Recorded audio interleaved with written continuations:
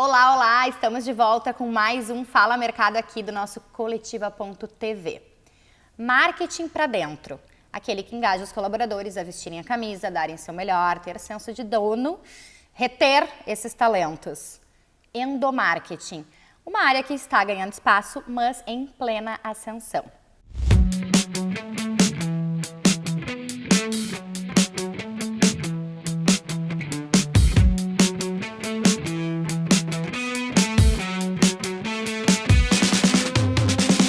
E hoje quem fala comigo sobre isso é o especialista em endomarketing, Carlos Palhares, e quem vai conduzir o nosso bate-papo de hoje é a jornalista Tássia Jäger, que para quem não sabe é de casa, é a nossa gerente de projetos do Coletiva.net, Coletiva.tv, Coletiva.rádio, Coletiva.tudo. Então, muito obrigada primeiro pela presença de vocês. Obrigada. Obrigado você pelo convite, uma honra dividir essa mesa aqui com essa grande colega de trabalho e mercado. E como vocês sabem, neste programa o protagonismo é do mercado. Mas antes de passar a palavra para o mercado, para quem vai conduzir essa nossa conversa de hoje, eu quero lembrar que Fala Mercado é um oferecimento da Vero. Vero tem taxas sob medida e máquina grátis. Vero cabe no seu bolso, Vero é mais negócio, peça a sua proposta. Agora sim, tudo com vocês. Obrigada, agradecer o convite e é um privilégio estar aqui contigo de novo. Agora estamos em lados trocados, né? Para quem não sabe, então, foi meu professor, meu mestre, melhor professor que eu tive, né? E foi cliente também. Acho que vai dar um ciúminho aí, né? Não tem problema, é assumido, né? É assumido. Então, bom, vou começar pelo seguinte, a gente sabe que o endomarketing está em plena ascensão, né, como falamos, mas muitas pessoas ainda não entendem muito bem o que é a área, né, ela é uma área relativamente nova ainda para algumas pessoas. Então, eu queria começar contigo conceituando endomarketing de forma breve e, caso possível, trazendo um pouco para as pessoas entenderem como que surgiu a necessidade de criar essa área dentro das empresas, em que momento viram, opa, precisamos de um profissional especialista disso, precisamos de uma área de endomarketing. Endomarketing, então, surge por um grande teórico brasileiro chamado Saul Belkin. Saul Belkin, em 1995, cria este termo, vai no INPI, registra ele. Ele fica por 20 anos registrado. Então, assim, até no ano passado, quando eu olhei, já não estava mais registrado, não sei se ele voltou, tá? Mas o fato é que ele ficou 20 anos registrado e isso, em termos de área, deu diversos avanços e até diversos cuidados, né? Eu tive muitos clientes em São Paulo que, embora faziam endomarketing, sequer queriam chamar essa área de endomarketing porque tinha um certo receio, né? Será que eu vou ter alguma sanção jurídica em função disso, né? Então o Saul cria lá em 1995, na verdade surge antes por ele mesmo, mas ele registra em 95 e na década de 90 a gente começa a ter alguns outros teóricos a trabalhar com isso no Brasil. O que ocorre, né? Se a gente vai olhar para a década de 70, 80 mais ou menos, a gente vê que muitas indústrias começam a ter na frente das fábricas muito sindicato fazendo frente, né? Tendo voz, né? E aí as empresas começam a se dar conta de que, poxa, se o sindicato tem a sua voz, a gente também tem que ter uma voz, né? E aí a gente volta lá na origem da palavra, né? O que é marketing, né? É geração de valor para a sociedade através de produtos e serviços. Óbvio que vai ter uma finalidade de você construir relacionamentos que o mercado chama de lucrativos, mas a gente pode entender que, né, todo relacionamento que é bom, né, ele seria um relacionamento lucrativo para ambos os agentes, né, nesta relação. Quando a gente vai para o endomarketing, segue a mesma lógica, né? Então, assim, se eu tenho uma empresa e ela entende que uma empresa ela é uma entidade que não existe, né? 3, 4, 5, 15, 20 mil, 120 mil pessoas se unem e vão fisicamente ou online trabalhar em prol de algo, né? Mas porque alguém um dia foi lá na junta comercial, registrou o nome, criou um CNPJ e convenceu essas pessoas de que, olha, a gente tem um sonho, a gente tem uma entrega para fazer em termos de sociedade, mercado, enfim. Quando a gente volta para o endomarketing, a gente se dá conta que nada mais é do que, então, gerar valor neste relacionamento com o público interno, né? E aí a gente precisa entender que a empresa vai ser um agente, né? Os líderes serão agentes e os colaboradores também serão agentes nesta relação, né? E o que todo mundo busca são relacionamentos produtivos, saudáveis, lucrativos, né? Se a gente for usar essa mesma lógica de mercado, né? Então, esse é um pouquinho da evolução, né? Claro que surge nas indústrias e depois vai para os outros setores, segmentos. Com a pandemia, né? Até aquelas empresas que sequer imaginavam manter um relacionamento diferenciado com o seu público interno se veem obrigadas, né? Nem que minimamente seja para a gente conversar como vai ser em relação à doença, enfim, né? O que essa empresa vai fazer, o que a gente espera de você. Né? E aí, obviamente, isso dá um boom ainda maior. Né? Já vinha crescendo, mas nos últimos anos... Acelera o processo. Mas segue sendo mais forte dentro de indústrias mesmo, né? Continua assim, né? Acaba continuando, Tássia, porque várias necessidades, né, acabam sendo muito particulares das indústrias, né? Então, assim, se a gente vai ver com raríssimas exceções, né? Claro, você pega lá uma empresa, como eu já trabalhei, né, atendendo, você pega uma empresa de call center, né? Eu já trabalhei para uma com 120 mil colaboradores, né? Mas geralmente é uma exceção, é muito difícil uma empresa de serviço ter um número tão grande, né? É mais comum a gente ter um número maior de colaboradores nas indústrias, mesmo tendo máquina, né? Mas você vai ter mais unidades, vai ter mais fábricas, CDs e por aí vai. Então é mais comum. E as necessidades também, né? Porque na indústria que o RH ele também começa a crescer em termos de relevância, né? Poxa, você quer que o seu colaborador venha todos os dias com saúde trabalhar e retorne para casa, né? Então, assim, segurança, uso de EPIs, equipamento de segurança, né? Enfim, sendo mais claro aqui para o nosso público, né? Então, acaba que é na indústria que a gente vê grandes movimentos, né? Agora, tu falou do RH. Quando que a gente vê esse casamento do RH com o endomarketing? O RH que trouxe o endo, fez o endo existir nas empresas, como que funciona isso? Porque ainda hoje, né, só para contextualizar, ainda hoje existe um dilema, né? Se o endomarketing fica dentro do marketing, se o endomarketing fica dentro do RH e se o endomarketing é feito por comunicadores ou por RH, né? Não existe um consenso, ou por psicólogos, né? ou por... Então eu queria que tu falasse um pouco disso. Excelente pergunta. Número 1, não tem certo e errado, né? Tem o que É como a nossa briga do assessor de imprensa, né?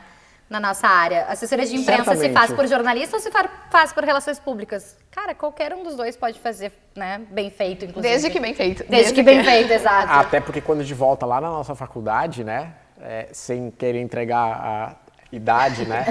Mas era extremamente comum você ingressar em comunicação. Falávamos isso ontem. E nos primeiros semestres você teria a cadeira das 3 disciplinas. Depois né? é que se direcionávamos. Exatamente. Então faz super sentido, né? Então não tem certo e errado, né? Esse é um ponto. Quando alguns clientes, quando alguns alunos, né, falam, mas se eu fosse montar hoje, em que área eu montaria? Eu sempre dou a dica, monta na área que tem o maior olhar e a maior proximidade estratégica com a alta direção. Porque isso vai te possibilitar com que o endomarketing faça ações cada vez mais estratégicas para o negócio. Isso é super relevante, vem daí as grandes verbas, né? Enfim.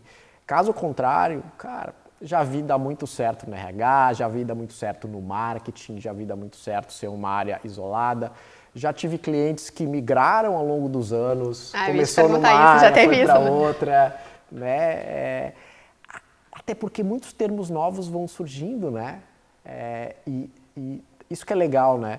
A gente começou falando de endo, mas indo meio que na raiz, né? Tipo, na essência de como é que surgiu hoje. Um dos grandes termos dos últimos tempos, que está vinculado à nossa área também, é employer branding, né? Que nada mais é do que, cara, se a gente entende o que é branding, que é fazer gestão de marca, né? Employer brand é gestão da marca empregadora. Toda empresa, querendo ou não, ela tem uma imagem de como é que é trabalhar lá. Mesmo que ela não trabalhe a imagem dela para isso, né? Então toda empresa tem uma marca empregadora. Desta mesma forma, a gente poderia falar, bom, então já que employer branding tem uma conexão muito maior com branding, então tem uma conexão grande com marketing também. Então, quem sabe a gente deixa endomarketing no marketing, né? Então, as coisas vão evoluindo e o fato é, RH, marketing e área de endomarketing, se ela for sozinha, eles precisam trabalhar juntos. A marca de uma empresa é uma só. Perfeito. Seja para fora, seja para dentro. Eu faço uma promessa lá para fora e quem entrega são os seus colaboradores. Se eles não tiverem a cultura de marca no dia a dia, essa promessa não é feita. Aí que eu ia chegar, né? Tu falou do estratégico, né? E do levar para fora. Explica para o pessoal como que é essa conexão do endomarketing com o externo, porque a gente vinha conversando antes, né, sobre como que a gente faz para o endomarketing parar de ser a área que faz festinha e data comemorativa, porque é muito mais sério que isso, né? O endomarketing ele precisa ser estratégico e ser estratégico é estar aliado à liderança e refletir na reputação da empresa. Então eu queria que tu falasse um pouco isso, né, sobre isso. Sem sombra de dúvidas, né? A gente entendendo e não é nem nós profissionais de comunicação. Se você pegar a Philip Kotler, né? Lá na década de 70, ele já desenhava uma pirâmide e ele falava, olha gente, a gente tem empresa, a gente tem consumidor ou cliente e a gente tem funcionário. Não faz sentido a gente se comunicar com este cara, atraindo ele para o nosso ponto de venda, seja virtual hoje ou não, se o meu funcionário não está preparado para fazer essa entrega, né? Então, assim, na década de 70, né, nem se falava em endo ainda, mas ele já tinha essa lógica. Então, essa promessa ela é feita pelo funcionário, né? Se o endomarketing não entender isso e falar, cara, eu sou uma área estratégica que precisa entender de negócio primeiro, né? Caso contrário, a gente vai fazer cópia. Porque a empresa X, que é o meu concorrente, celebrou Outubro Rosa, não sei, e eu não estou dizendo que não deve celebrar, tá? Não é isso. Cada caso é um caso, né? Exato. Escolham as ações, escolham as datas que fazem sentido para o seu negócio, que tenham a ver com o seu jeito de ser daquela empresa. E cada empresa é única, né? Então, primeiro ponto é a área entender de negócio, né? Que aí ela vai se aproximar da estratégia. Se aproximar do marketing, que por muito tempo foi uma briga, né? Até pela área de marketing, olhava e falava assim, não, isso aí, esses cartazinhos, folderzinho, data, brinde, isso é bobagem. O meu foco é para fora, né? Só que ele se dá conta que com a concorrência no mercado aumentando, a experiência do consumidor, ela passa pela experiência do colaborador. É ele que faz essa entrega. Claro. Então, ou você se aproxima e entende, né? Literalmente tira o seu bumbum da cadeira, vai para a loja se você é uma rede varejista, vai entender o seu cliente, o seu público, mesmo que você não trabalhe com isso, porque isso indiretamente vai favorecer o seu endo, né? Você vai criar as ações, mas com olhar, né? Que, enfim, somos uma marca só, seja para fora, seja para dentro, né? E eu vou mais além ainda, né? Quantas vezes a gente, enquanto fornecedor de alguma marca, né, você fala assim, poxa, se o gestor de marca soubesse como eu estou sendo tratado pela área de compras, que isso está ferindo toda a promessa de marca, porque ali eu sou cliente também. Ele talvez envolveria a área de compras também para entender um pouquinho sobre gestão de marca, sobre branding, sobre a relevância dele para a reputação da marca, porque é para todos os públicos, né? Então, faz uma lista de todos os seus públicos e trabalha em prol. Ótimo. Agora, sim, com a tua experiência de anos como consultor também, como alguém que vai dentro das empresas para ouvir lideranças, colaboradores, né, fazer diagnósticos. Que é importante dizer, né, que o Carlos Palhares é professor, consultor, palestrante, escritor, empreendedor, mentor, orientador. Então, tem um currículo vasto aí, né? Tem um currículo vasto e tem uma experiência interessante de todas as frentes aí do endomarketing. E aí, aproveitando assim, a tua experiência dentro das empresas, o que tu identifica como os principais problemas dentro das empresas em termos de endomarketing? E se existe uma similaridade entre esses problemas e por quê? Tipo, fui nessa indústria, fui nessa empresa e eu vejo o mesmo problema em todos eles. Em áreas diferentes. E por quê? A razão é simples.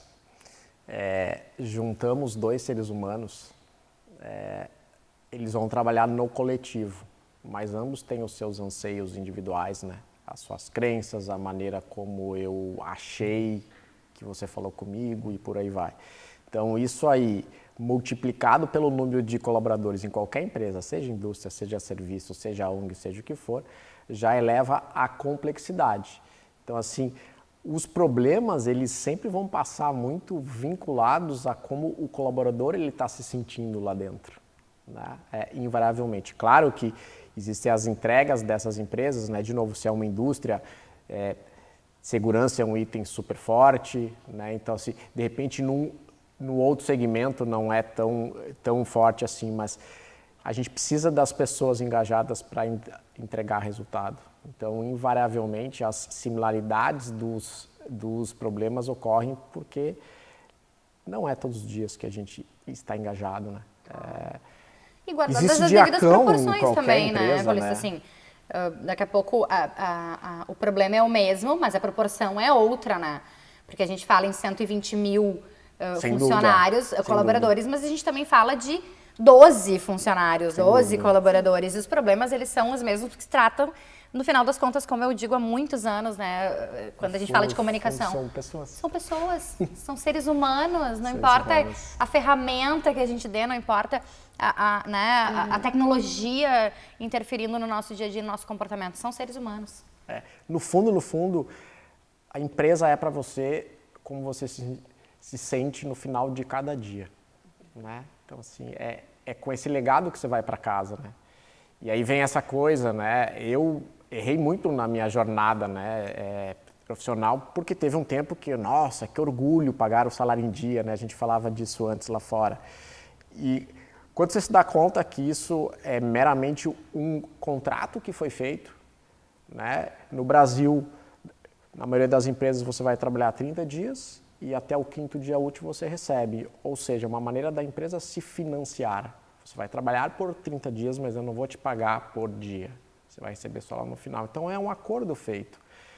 Isso não deve ser gerador de orgulho para o empresariado, com algumas exceções. A gente passou por uma recessão e que orgulho que eu consegui manter gente. Mas fugiu disso é um acordo, né? Quando a gente entende disso, a gente se dá conta que, para o colaborador, é muito mais como ele se sentiu hoje e como ele vai se sentir amanhã.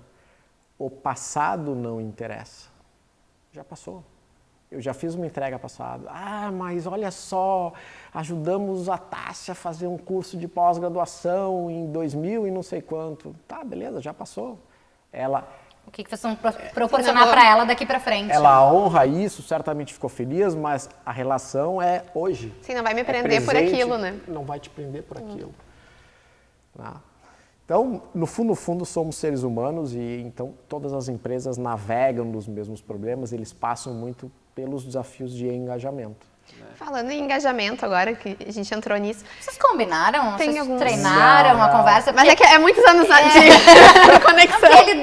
Ele dá, né? Ele larga e tu...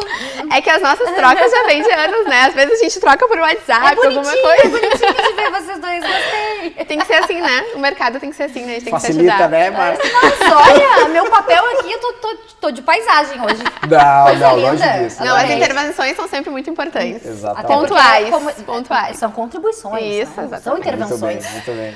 A minha pergunta era a seguinte, a gente falou de engajamento, né? Tem vários fatores que engajam, né? E eu acho que a tua fala foi essencial, né? É como eu me sinto no final do dia, porque afinal de contas a gente fica muito mais no trabalho do que em casa, do que com a família, então eu tenho que me sentir engajado. Só que existem vários fatores de engajamento e varia de pessoa para pessoa. Então tem alguns outros termos de endomarketing aí que não são tão comuns para as pessoas. Então eu queria que tu falasse de EVP, porque tem a ver com isso, né? Que tu falou do salário, de algum benefício. Então, o quanto isso é um fator de engajamento, somado a outras coisas, né? O Employer Branding tu já falou, mas tem a jornada do colaborador, então situa a gente um pouquinho nesses termos. Legal. Vou iniciar pela jornada, né? Jornada é super fácil da gente entender. Quando o profissional, quando ingressa em qualquer empresa, ele tem sonhos e aspirações, né? Então, assim, todo mundo espera ser bem acolhido. Né? E aí vem a parte da jornada que lá no passado a gente chamava de integração e que hoje é o famoso onboarding. né? Então, assim, poxa, vamos acolher muito bem essa chegada deste funcionário. Muitas vezes começa até antes dele entrar no primeiro dia. Então, ele fez parte lá do processo de seleção, a empresa já vai se relacionar com ele, seja mandando kit, seja mandando materiais para ele se sentindo em casa. Essa é a ideia, né?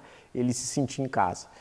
Mas todo mundo sonha em se desenvolver, todo mundo sonha em ser reconhecido, todo mundo espera que este reconhecimento venha tanto no formato financeiro e talvez de novos cargos, né? E aí a gente está falando de carreira, né? Exatamente, plano de carreira. E reconhecimentos não financeiros que são super relevantes também, né? Principalmente se ele tem um vínculo verdadeiro e emocional. Deixa eu fazer um parênteses de uma coisa que a gente conversou ali também, né? Que é o quanto o funcionário tem que ser elogiado sempre, né? A gente comentou sobre isso, né? Engajar também a pessoa a se sentir valorizada, receber aquele reconhecimento no final do dia. Tem isso também, esse objetivo. Aquela velha frase, né? Elogia em público e critica no privado. Exatamente. Vou fazer um adendo nessa frase, excelente colocação, tá? Isto algumas vezes é um mito. É mesmo? Eu já tive, na minha jornada, 2 colaboradores que me chamaram na sala de reuniões e falaram, pelo amor de Deus, não me elogie em público que eu não me sinto bem. Uau! Então, e o que leva a gente a se dar conta, né? A importância da gente olhar para o indivíduo. Claro que para a grande maioria, 99% vai ser assim. Isso só não pode ser uma regra. Exatamente. Pode não mas se aplicar para todos. Se eu conheço aquele colaborador, né, ou ele deixou claro, cara, a partir daquele dia fica tranquilo, não vou te elogiar mais em público. Né? Então, você precisa ser empático e entender que, poxa, ele não gosta, ele não curte aquilo. Né? Esse é um ponto. Segundo ponto que você tinha falado, e aí eu junto ali com a sequência da fala, né? Quando a gente olha para a jornada, eu já tive gente que eu perdi na minha equipe, e foi uma falha minha como gestor, pelo simples fato de que nós, seres humanos e líderes, temos uma tendência natural de dar mais atenção para quem precisa de mais atenção. Então, eu fui olhar para trás e vi, eu dei muito mais feedbacks para ajudar aqueles profissionais que precisavam de mais ajuda para evoluir do que aqueles que pareciam bem. Andar e eu por si perdi só. funcionário. Um belo dia, um funcionário também me chamou na sala de reuniões e falou, olha, Paulista, estou indo trabalhar numa outra empresa. Eu, como assim? Fica aí, não sei o que. Já dei a minha palavra, estou indo. Eu falei, mas tu era o meu melhor funcionário nesta área. E a resposta dele foi, você nunca me disse. E o colaborador não dá aviso, né? Tem isso, né? Não tem um aviso. Ele vai ficando insatisfeito, até que ele sai, né? E aí tu vê, falhei como líder, né? Então, assim, essa relevância que a Tássia apontou muito bem, assim, de que todo mundo anseia por, né, ser reconhecido, por elogio, né? Porque é uma maneira como a gente vai mensurando se o que a gente está fazendo está atendendo, né? Claro que a gente olha sempre para resultado, pô, fiz, entregou, gerou resultado, mas tá, e as expectativas do meu líder, né, do meu diretor, será que é isso mesmo, será que não é? Então, é legal ter esse retorno. Né? Seguindo na jornada e finalizando, todo colaborador um dia vai sair, seja porque ele decidiu, seja porque cada vez mais incomum, mas ainda existe, principalmente nas indústrias, porque ele se aposentou, né? Nas indústrias ainda tem muito isso por tempo de casa, né? Então o cara fez lá 70 anos, norma lá daquela empresa, né? Ou então por uma crise ou porque a empresa assim decidiu. Né? Então essa jornada ela é comum a todo mundo, só que os sentimentos e a percepção em cada etapa ela é individual. Semana passada eu falava sobre isso, né? As experiências são únicas, as vivências elas são coletivas. Criei uma vivência aqui onde nós vamos ter um treinamento. Você vai sentir de um jeito, a Tássia vai sentir de outro. Né? Porque é muito individual. Né? Então, essa jornada clássica, né? Então, acho que ficou claro ali. Indo para o EVP. EVP são 3 siglas em inglês, né? Mas já traduzindo, literalmente significa qual é a proposta de valor para o empregado. Né? Toda empresa tem uma marca empregadora, mas não toda empresa tem um EVP desenhado, tem uma proposta de valor. O que é super importante, porque como é que eu vou me diferenciar e eu vou atrair colaboradores aderentes ao meu jeito de ser se eu não tiver uma proposta clara do que eu oferto para ele? E aí vai desde coisas tangíveis, salário, até coisas intangíveis, né? Links emocionais, salários emocionais que se fala muito, né, nos últimos anos, mas enfim, até o nível de se aquele trabalho, se naquela empresa eu vou ter mais abertura, não vou ter mais abertura, o meu nível de autonomia, né, benefícios, entre uma série de coisas, é um grande pacote. O que eu sempre digo para as empresas, para ajudar na construção do seu EVP, faz 2 listas. Uma lista de quais são as suas verdades da empresa, né? A gente paga acima da média, beleza, é uma verdade. A gente tem excelentes benefícios, somos super flexíveis, home office direto, enfim, faz uma lista de todas as verdades. Aí, na segunda, olha para as verdades listadas e dessas verdades, quais são os seus diferenciais em relação ao mercado. Que é isso que você deve, né? Porque se o meu mercado, todos os meus grandes players, né, eles pagam acima da média, é uma verdade, mas é comum no mercado. Ele não vai escolher. Essa média tá errada, no caso. Se todo mundo paga acima da média, essa média tá baixa, hein, pessoal?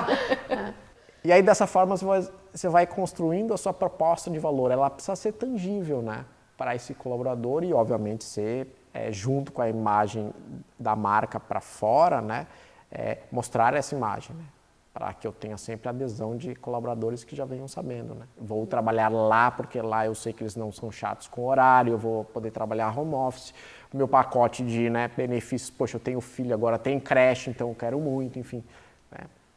Antes era muito baseado em salário mesmo, né? Hoje em dia a pessoa, não, agora salário. tem Gympass, tem Zen Club, né? Tô fazendo propaganda já aqui, depois tu pede, né? Essas marcas todas podem vir nos patrocinar, a gente adora falar de vocês. Então tem esses, né, Sem benefícios dúvida. que vêm também, tipo, eu vou ter terapia, né? Eu vou ter a creche, eu vou ter uma academia. E pô, para as empresas isso vale muito a pena, essas parcerias, né? Então isso agrega também. Né?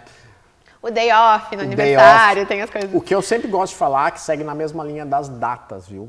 Assim, a gente tem que tomar um cuidado, porque quando a gente não enxerga a nossa essência, né, o jeito de ser da empresa, e aí que é legal da palavra endomarketing, né? A gente volta lá para o início, né? Endo é interno, mas vamos entender que é interno realmente olhando para a sua empresa. Então, assim, não basta olhar só para as práticas de mercado. Quando a gente segue essa linha reta, assim, todo mundo oferece Gympass, então Gympass, isso, aquilo, daqui a pouco a gente perde a lógica de, mas qual é o nosso diferencial? Isso tem a ver com o nosso jeito de ser? Não tem a ver? Né? Faz sentido? Faz sentido. É legal a gente ver algumas empresas que falam assim, poxa, eu não comemoro mais Dia das Mães e Dia dos Pais, porque aqui na minha empresa é super diverso. Então, assim, é o dia da família. De novo, não tem certo e errado, são escolhas que você tem que tomar. Escolas de educação infantil têm feito bastante essa escolha, né? Isso. São escolhas que você deve tomar, que se forem alinhadas ao seu jeito de ser, a cultura do seu negócio, elas serão estratégicas para o seu negócio e não, eu faço ação porque todo mundo faz, né? Aí você está jogando o recurso fora. Gente, eu tenho aqui uma pergunta da produção, então, para quem chegou até aqui, atrás dessas câmeras, eu falo sempre essa mesma frase, daqui a pouco o diretor vai começar a me xingar, porque eu repito ela em todas as edições. Ó, o pessoal tá fazendo assim. Que atrás dessas câmeras tem uma galera aí trabalhando que também gosta dos nossos assuntos, gosta de participar aqui e manda a pergunta da produção, que são... eu vou trocar, eu vou botar perguntas. Legal. Porque... Dessa vez veio mais. Não, já veio 7 perguntas. Vou perguntar, alguém quer vir aqui ocupar o lugar? Não precisa, né? Mas vamos lá. Uma pergunta que eu achei muito bacana, diz assim, o endomarketing, ele é usado, e a gente já falou aqui, para disseminação e fortalecimento de cultura empresarial, né? Como que se aplica isso em momentos de crise? E legal. assim, a gente veio...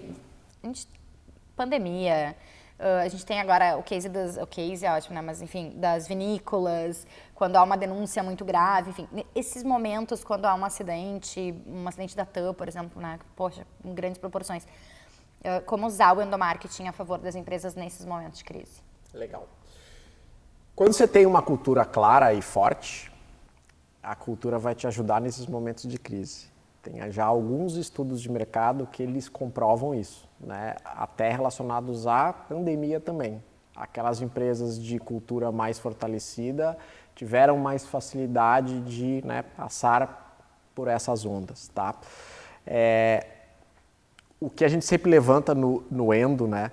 A gente precisa trabalhar com as verdades sempre, né? Anos atrás a gente voltava e falava, poxa, marketing trabalha muito em cima de projeção, né? Eu não sou assim ainda como marca, mas eu quero ser visto dessa forma. Internamente isso não rola, porque se você divulgar algo que ainda não é você, porque eu estou pensando em fazer, o atual colaborador diz assim, não, essa empresa não é a que eu tô, é outra, né? E aí isso vira uma bola de neve. Então, número 1, verdade sempre, né? Obviamente, às vezes você tem coisas que você não pode estrategicamente falar, ou porque está sob sigilo de órgãos públicos, justiça, enfim. Mas fale até onde você pode, né? Olha, gente, ocorreu isso, isso, isso. O restante corre em sigilo. A gente não pode comentar ainda, mas quando a gente souber, vocês serão os primeiros a serem informados, né? Porque o que é mais difícil para o público interno ele entende muitas vezes que vai ter uma regra que ele não concorda, ele entende muitas vezes que algumas coisas rolam e de repente ele faria de um jeito diferente, mas quando ele não entende que existe uma preocupação de melhoria sobre uma crise ou uma evolução nisso, aí que ele fica muito chateado, né? Me lembro sempre de um exemplo, quando a Odebrecht deu todos aqueles escândalos, eu tinha na minha ex-agência cliente que fazia parte do grupo Odebrecht. E o RH começou a receber uma enxurrada de ligações de funcionários falando o que aquele andar fez não me representa, eu não sou assim no dia a dia.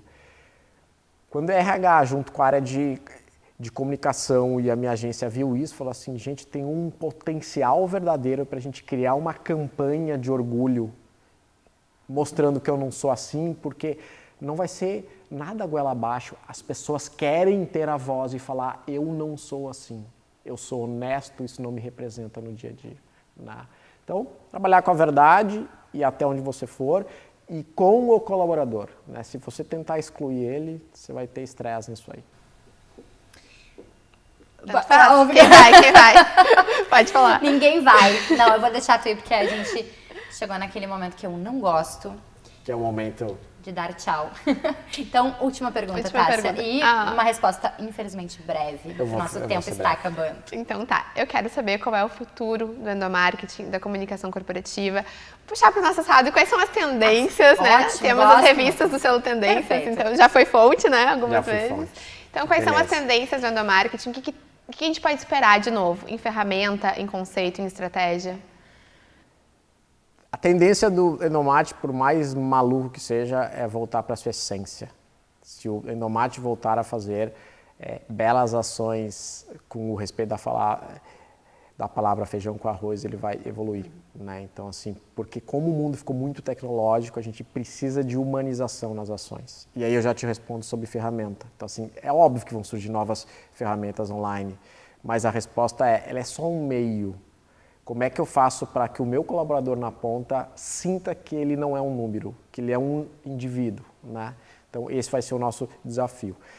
O futuro do Endo, ele pode ser extremamente sombrio e ele pode ter muita luz. Vai depender 100% dos profissionais. De quem toma as decisões, né? Ser os profissionais que, assim, como cresceu muito, a gente teve muitos novos profissionais de outras áreas ingressando. Então, assim, a gente só vai evoluir como área se os profissionais evoluírem como profissionais. Então, estudarem mais, aplicarem mais, colocarem mais mão na massa, né, e serem cada vez mais estratégicos, buscando relações com marketing, RH e áreas de estratégia. Levar o Endo a sério, né? Bela definição. Muito bem. Fechamos com uma chave de ouro aqui. Bela definição. Gente, muitíssimo obrigado. Tássia, esse tema não podia ser conduzido por outra pessoa, né? Paulista, muito obrigada. Obrigado Eu falei pelo Paulista, convite. mas, né? É conhecido como Paulista. Paulista. É Paulista, Palhares, é Carlos. Então assim, muitíssimo obrigado por aceitar o nosso convite. Obrigado a vocês. Foi uma honra tê-los aqui. E para vocês que ficaram até aqui com a gente, gostaram do conteúdo, aproveita e compartilha. E também procura outros aí que a gente está acelerando nosso conteúdo aqui e tem para todos os gostos. A gente se vê na próxima semana. Tchau, tchau.